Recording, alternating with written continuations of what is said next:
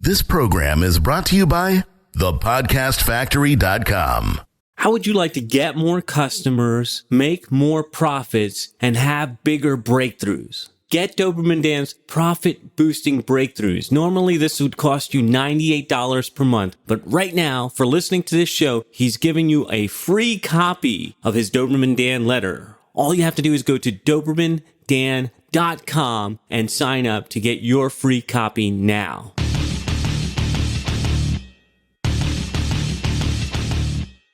Prepare yourself for the uncensored, nothing held back, no BS reality of how business and life really work. Doberman Dan is off the chain. Yes, y'all. This is it. Another edition of Off the Chain with your man, Mr. Doberman Dan. How the heck are you? How the heck are you, buddy? I'm doing great. I feel lucky to be talking to you. You know, it's one of the privileges of my job. I've created a life where I get to talk to cool people all the time. Well, I feel lucky to be talking with me also. Yeah, you are lucky. I got a question for you. Oh no! All right, so work with me on this. Okay. Let's just riff. Work with me. Walk with me. Talk with me. Work with me. Imagine. I'm here. Imagining. Picture this. How would you feel with a liquid, cold hard cash, $20 million stash away? Okay. I ain't talking about paper wealth. I'm talking about like completely liquid $20 million. Also making you like 8% a year. So What is that? What is that? You covered me there. It's like $1 million, 1.6 million a year. Yeah. Just so imagine, tell me, how would you feel? So if you hadn't said the 8%, my first feeling was like, how am I going to grow this? So that's how I was originally feeling. And then you said I'm already making 8%. And 8% is probably about what I would need to live off of at that level, because I would be living below my means. But I would feel okay, but I also have this weird paranoia, like it could all go away tomorrow. So I'd be worried about making more. Is that weird? No, you're soon going to find out how not weird it is. So I used to do this all the time. And in my head, I'm thinking, well, when I do this, or I achieve this, or I have this amount of money, or I have this income, then I can do this. Fill in the blanks, whatever that is. Be happy. I don't know. Relax. Enjoy life. I just fill in the blanks, you know? And I was having a conversation the other day with a friend, also former podcast guest, who I won't mention his name. And so that's his situation. He's got a liquid net worth of 20 million, averages like 8% a year in some very low risk investment. I keep wanting to say mutual funds, not mutual funds. ETFs or something like that. Yeah. What's the investment? It's spread across the top performing 500 companies on the S&P 500. Yeah. Exchange traded fund. I think so. So that's his situation. And here's what he tells me. He goes, you know what? He goes, man, I got to go. I can't talk any longer today. I gotta go have lunch with a guy I don't want to have lunch with, because I'm meeting with him about doing some sort of business or something like that. Mm-hmm. And I'm like, dude, why? This isn't a guy you want to have lunch with, nor is it a guy you want to do business with. Then why even go? I mean, you got 20 million in the bank and adding an extra million a year coming in as income generated from that. And here's what he told me. He's like, yeah, but you know, I'm worried it'll go away. It's gone away in the past. But I need this amount of money to, again, fill in the blanks, whatever that is.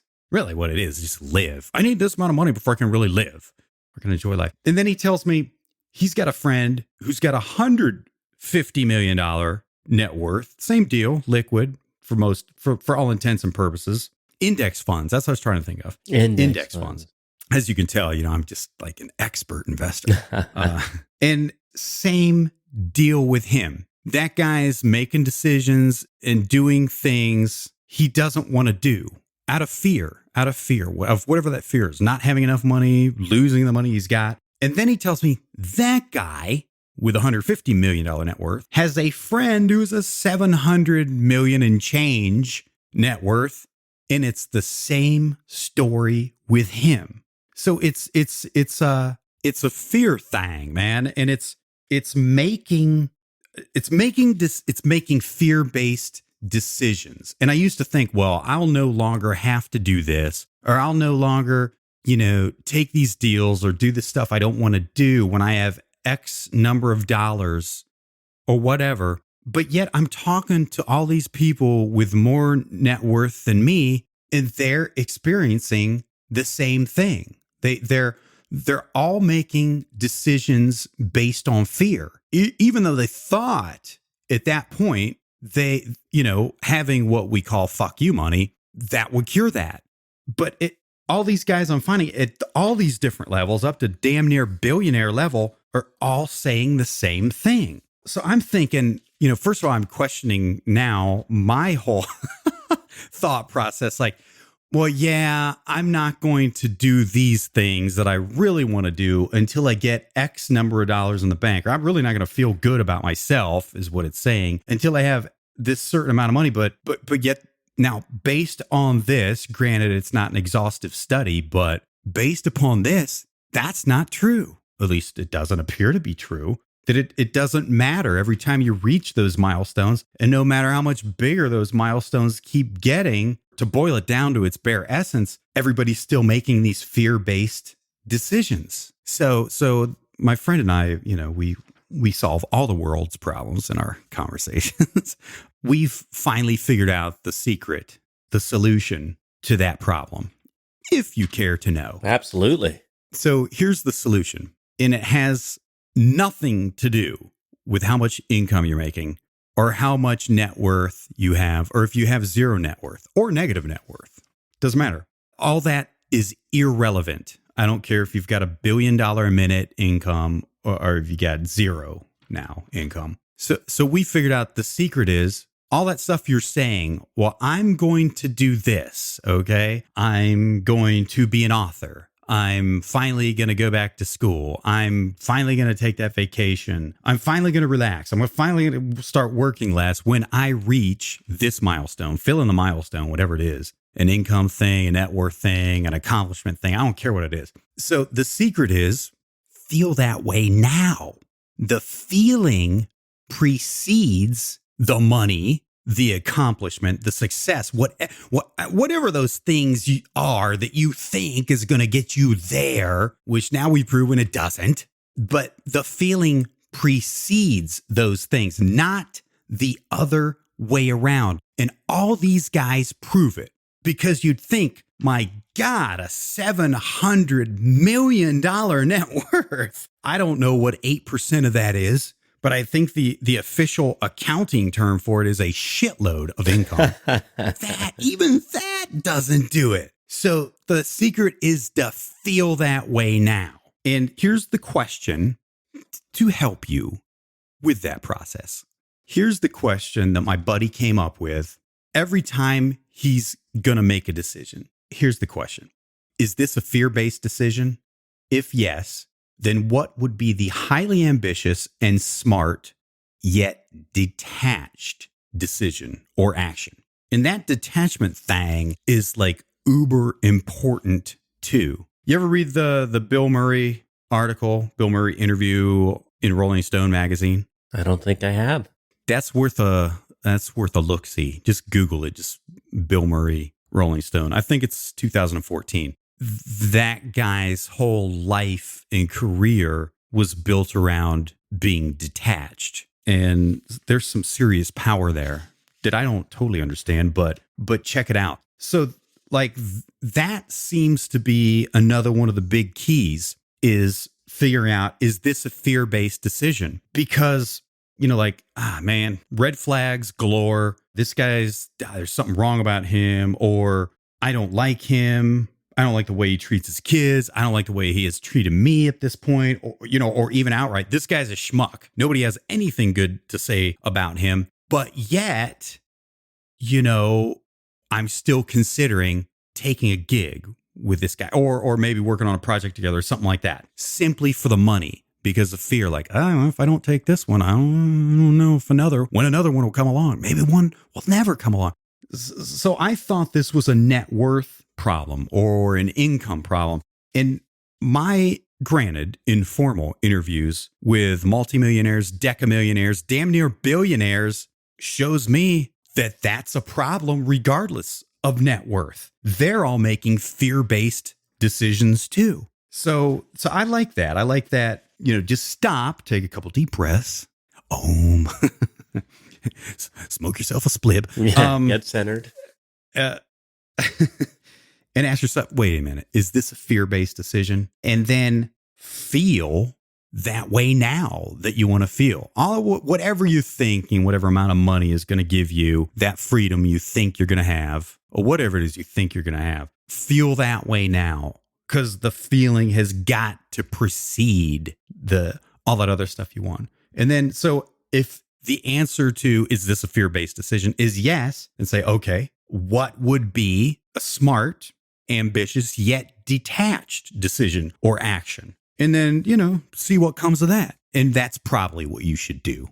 So, Dan, I'm wondering if you've ever done any work with gratitude and just like, I'll give you an example. I have an exercise where I do in the morning and in the evening where I write down some things I'm grateful for that day. Have you ever done anything like that? Not until very recently, like less than a month ago. In fact, I got me a little gratitude journal right here in this upper desk drawer. Oh man, you're in for a treat, brother.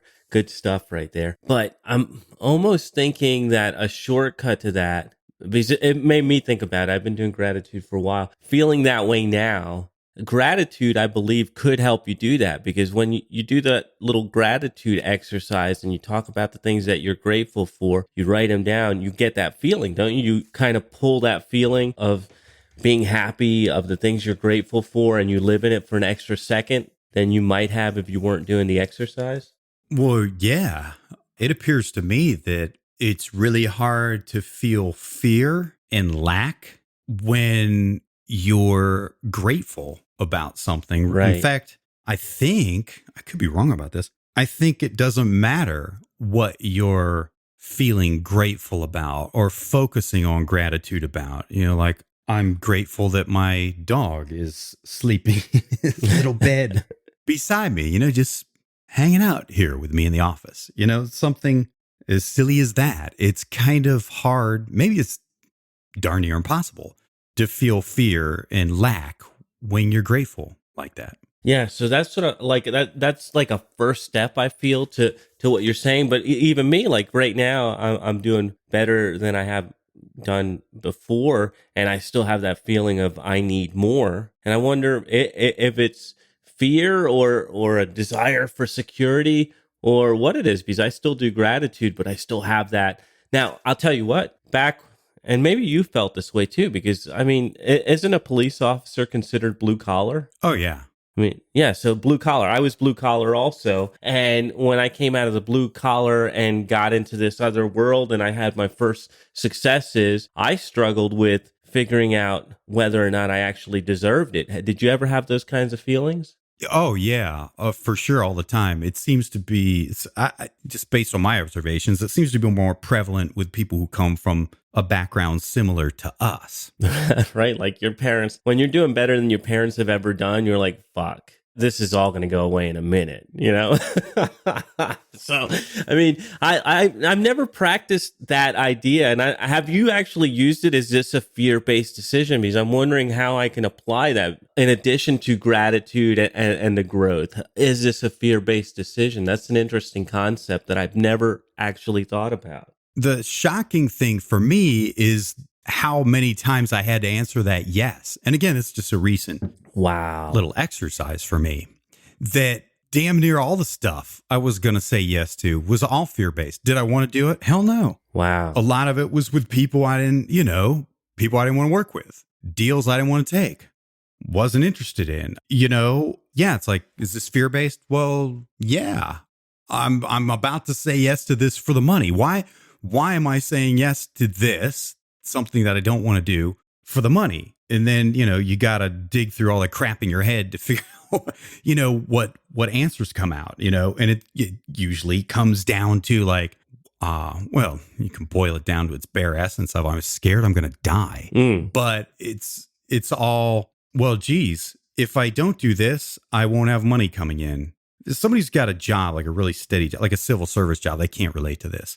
But, it comes down to that. At least that's what I found. Like, okay, well, if I don't take this, I'm not going to have an income. Wonder how long that's going to last, not having money coming in. Or, geez, wow, am I not going to get another opportunity presented? Am I not going to find another opportunity? Am I going to lose the money I have? Well, I need a certain amount of money to not feel fearful. So I better take this gig. And yeah, I'm amazed at how often I have to answer that question with yes. Is this a fear-based decision? Yes, it is. I'm going to have to use that. I've used fear as a tool in other ways, like putting myself into fearful situations, like jumping out of a plane at 15,000 feet or going underwater for 2 days to get scuba certified, to get myself used to fear and still being able to make a decision. But this is a whole new paradigm for me. Is this a fear-based decision? Because yeah, of course, we need a certain amount of money coming in to make sure that the nut is paid and that you have some extra and that you can take care of yourself. So that's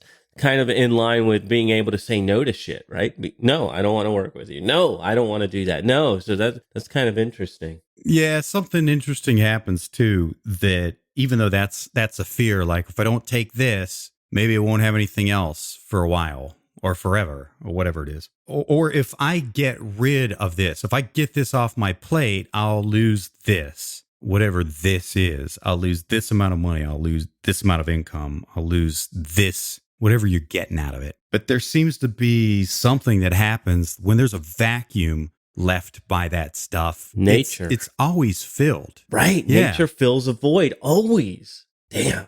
That's you know what it makes me think of? That's the way it seems to work out. I had this, I'll tell you, when I had this situation recently where Cupcake almost, she had a fit, not me. I was like, thank God. But this is the exact situation when we killed that El Bembo's apprentice and the old Ben Settles show and all that stuff. Like that was a certain amount of income coming in and it looked like a big deal. And Cupcake was like, oh my God, what are you going to do? And as soon as we got that out of the way and done with, I got a whole bunch of new clients come in that are much easier, much less demanding, and took up much less of my time. And then when I did the math, like I put this into a spreadsheet. When I looked at what I was making there, it was like, oh shoot, you're doing way better now that you've spread out to these other clients than you were in that partnership. Which, as you know, I changed my mind about everything in partnerships. As an attorney friend of mine once said, here's what I want you to do. When you're thinking about a partnership, do all the research you can, think about it long and hard, and then don't do it. There you go.